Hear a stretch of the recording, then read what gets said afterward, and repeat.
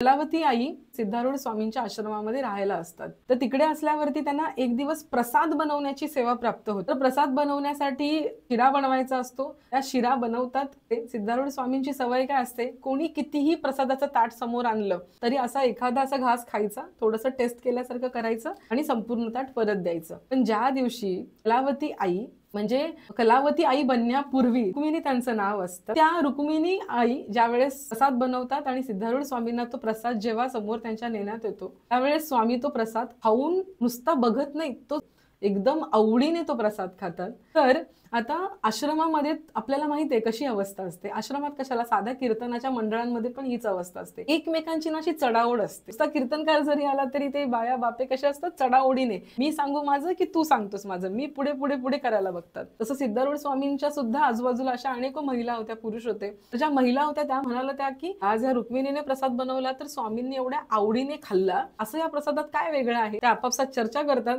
आणि सगळ्या जणी जाऊन तो प्रसाद असा चवीने चाखतात की काय त्यांना कळतं की तो जो प्रसादाचा शिरा असतो त्याच्यामध्ये त्यांनी गोड टाकलेलंच नसतं। तर ह्या बायकांना वाटतं की सिद्धारूढ स्वामींना असा बिना गोडाचा शिरा आवडत असावा। मग त्या काय करतात, दुसऱ्या दिवशी जिची ड्युटी असते ना ती आज शिरा बनवताना कशी बनवते, साखर नसलेला शिरा ती बनवते। तो शिरा ती संध्याकाळच्या वेळेत सिद्धारूढ स्वामींसमोर ती त्यांना अर्पण करते। आता सिद्धारूढ स्वामी पहिला घास खातात आणि त्यांना त्याच्यामध्ये साखर लागत नाही, ते इकडे तिकडे बघायला लागतात। त्यावेळेस महिला विचारतात काय झालं, म्हणतात अरे याच्यामध्ये काहीच गोड नाहीये। त्या महिला विचारतात की अहो काल तुम्ही जो शिरा खाल्लात ना, एवढा आवडीने खाल्ला, त्याच्यामध्ये गोड नव्हतं, म्हणून आम्हाला वाटलं की तुम्हाला गोड आवडत नाही।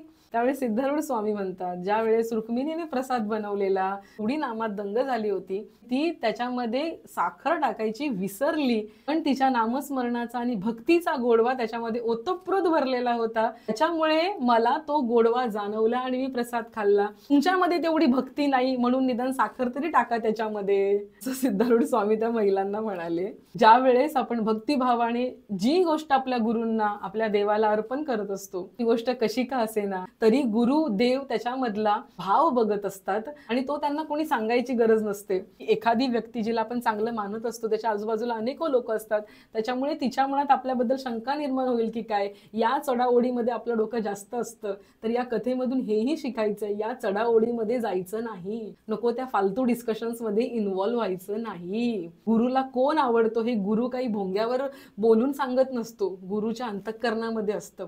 म्हणूनच एवढा मोठा आश्रम त्या काळचा सिद्धारूढ स्वामींचा, एवढे भक्तगण येणारे, पण त्यातली एकच शिष्या काळाच्या ओघामध्ये आजही इतर भक्तांना सिद्धारूढ स्वामींच्या वतीने मार्गदर्शन करते, ती म्हणजे कलावती आई।